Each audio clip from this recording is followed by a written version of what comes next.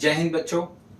आज हम आपके सामने वास्तविक संख्याएं चैप्टर 1 अध्याय 1 गणित का रियल नंबर्स जो बहुत बेसिक है वहां से स्टार्ट कर रहे हैं। 10th क्लास यहां से आप जिसको कुछ नहीं आता वो भी यहां से स्टार्ट कर 10th में बहुत अच्छे नंबर ला सकता है अगर बैक टू बैक वीडियोस को रेगुलर देखेगा तो। देखिए सबसे पहले ये मैं आपको कुछ जो भी हमारे पास नंबर्स होते हैं, जैसे आप गिनतियां लिखते हैं 1 2 3 4 5, इस तरह से जो गिनतियां लिखते हैं आप आगे आगे, या -8 -2 -5, इस तरीके से कोई भी गिनती आप जब लिखते हैं तो उसके अंदर इनके कुछ नाम होते हैं। जैसे अगर हम इसकी बात करें तो इसको हम प्राकृत संख्या बोलते हैं, ये नेगेटिव नंबर्स हैं यानी कि ऋणात्मक संख्याएं हैं, पूर्णांक भी कुछ होता है। इन सब के बारे में आज मैं बेसिक सी बात करने जा रहा हूं आप सभी के सामने। बहुत इंपॉर्टेंट है, ध्यान दीजिएगा इन सभी नंबर्स पर। ये 6 बहुत मतलब ये समझ लीजिए ये हमारे पहले चैप्टर का सिक्सर है जो हमें अभी मारना है। देखिए किस तरह से है। प्राकृत संख्याएं वो संख्याएं होती हैं जो 1 से शुरू होती हैं, 1 2 3 4 5 और इस तरह से आगे चलती रहती है। इन्हें हम प्राकृत संख्या बोलते हैं। इसके लिए समझने की चीज ये है कि कोई भी चीज अगर हम गिनते हैं तो हम 1 से स्टार्ट करते हैं। इस प्रकृति में जितनी भी चीजें उनको जब हम गिनते हैं, इस नेचर में जितनी भी चीजें, नेचुरल नंबर नेचर में जितनी भी चीजें उन्हें हम 1 से स्टार्ट करते हैं, इसीलिए हम इसका नाम भी 1 से रखेंगे। 1 2 3 4 5 6, 1 से जितनी भी स्टार्ट होती है वो प्राकृत संख्या, पूर्ण संख्या, होल संख्या, बिल्कुल सारी की सारी। तो 0 और रह गई थी हमारे पास, उसको भी ऐड कर दिया हमने।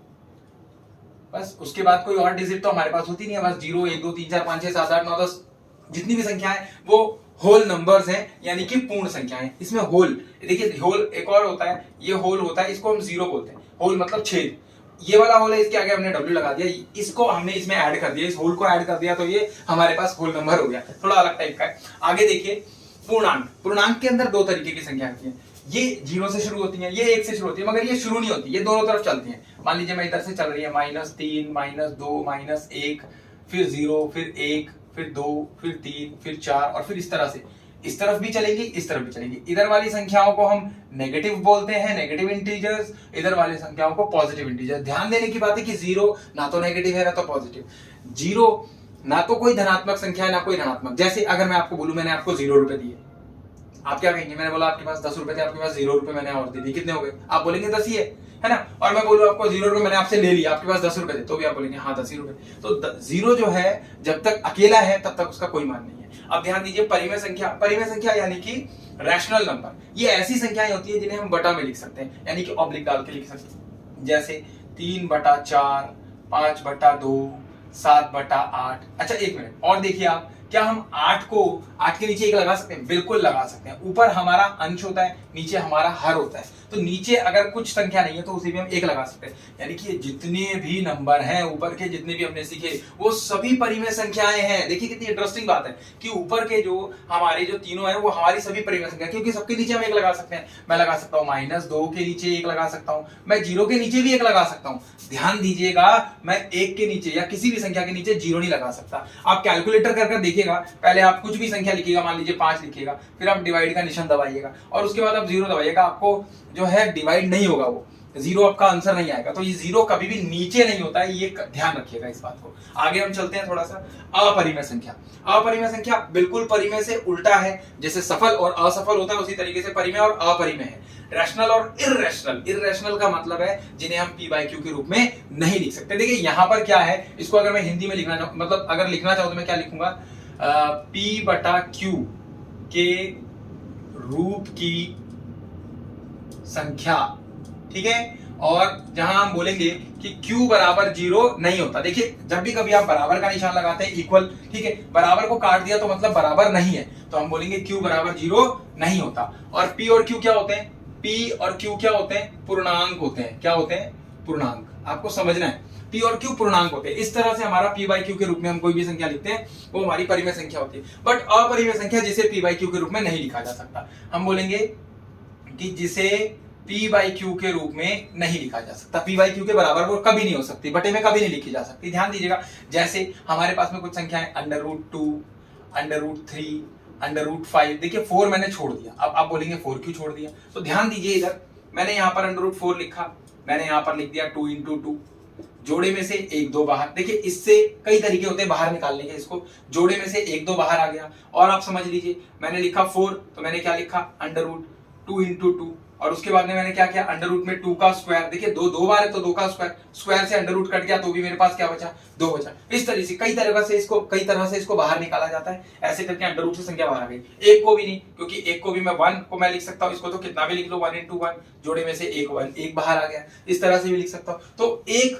नहीं है, 4 नहीं है, उसके बाद में अंडर रूट 6 है, क्योंकि 2 और 3 इसके टुकड़े होंगे तो बाहर तो निकलेगा नहीं, कुछ भी जोड़े में से बाहर निकलता है। उसके बाद अंडर रूट 7 है, अंडर रूट 8 है, अंडर रूट 9 है, 9 नहीं है, ध्यान दीजिएगा, अंडर रूट 10 है, 9 में से फिर 3 गुना 3 यानी कि बाहर आ जाएगा। अच्छा 8 में से भी आपको कंफ्यूजन होगा तो ध्यान दीजिए, मैंने लिख दिया 2 गुना 2 गुना 2, इस जोड़े में से ये 2 तो बाहर आ गया मगर ये 2 रह गया।